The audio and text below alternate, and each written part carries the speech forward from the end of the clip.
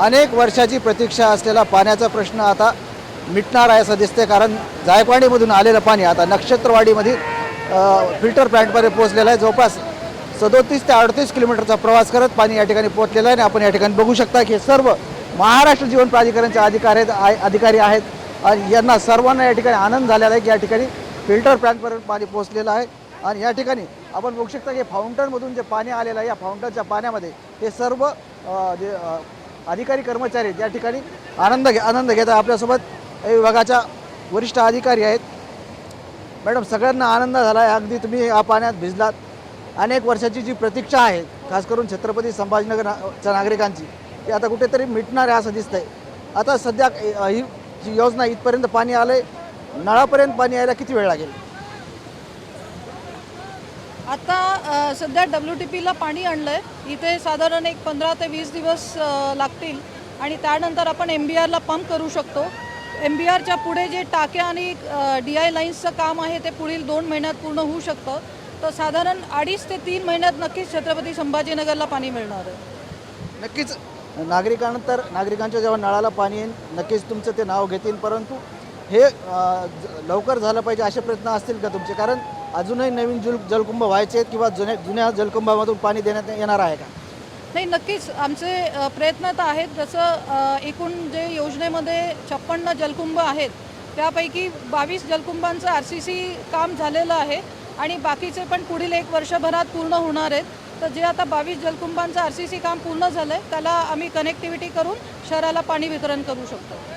नक्कीच हे सर्व महाराष्ट्र जीवन प्राधिकरणचे अधिकारी कर्मचारी आहेत आणि यांना जेव्हा योजनाचं काम सुरू होतं यांना इतर ठिकाणी कुठलेही चार्ज देण्यात आले नव्हते, फक्त याच योजनेवर काम करण्यास सांगितलं होतं। आपल्यासोबत इतरही अधिकारी आहेत। अगदी पाण्यामध्ये भिजलात, आनंद वाटतोय तुम्हाला, म्हणजे आज सगळे आनंदात दिसत आहे, काय भावना आहेत?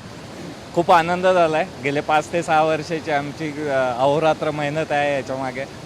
आज आम्ही 200 MLD पाणी आणलेलं आहे इथपर्यंत। लवकरच आम्ही हे शहरवासियांपर्यंत पोहोचवण्याचा लवकरात लवकर प्रयत्न करू आणि शहराची जे काही मागणी आहे त्याच्यानुसार रोज पाणी पुरवठा होईल याप्रमाणे आम्ही नियोजन करून पाणी पुरवण्याचा प्रयत्न करू। या योजनेसाठी खास करून असे आदेश होते की याच योजनेचं काम करायचं, इतर ठिकाणचे तुमचे चार्ज होते ते रद्द करण्यात आले होते, याच योजनेकडे लक्ष देण्यास सांगितलं होतं, खरं आहे काय? हो, ही मजिप्राच्या आत्तापर्यंतच्या इतिहासातली सगळ्यात मोठी योजना आहे आणि सगळ्यात मोठ्या अश्वशक्तीचा पंप या योजनेवरती बसवण्यात आलेला आहे। त्याचं कमिशनिंग आणि तसेच express feeder 33 KV line 132 KVA सबस्टेशनमधले बे यांची सगळी कामं पूर्ण करण्याकरता एक डेडिकेटेड एफर्ट्स हवे होते। त्या संदर्भामध्ये मला या योजनेवरती शासनाने पूर्ण क्षमतेने काम करण्याकरता नियुक्त केले होते, त्याकरता मी शासनाचे आभार मानेन। नक्कीच जायकवाडीमधून नक्षत्रवाडीमध्ये या जो फिल्टर प्लॅन्ट आहे या ठिकाणी या फाउंटनमधून आपण पाणी वाहताना दिसतंय। हे पाणी आलं पण आहे शहराच्या जवळ, परंतु अजूनही छत्रपती संभाजीनगर शहरवासियांना काही महिन्याचा अवधी लागेल जेणेकरून त्यांच्या नळापर्यंत हे पाणी पोहोचेल। कॅमेरामॅन असगर अलीसह संजय, सर्वोदय TV9 मराठी, छत्रपती संभाजीनगर।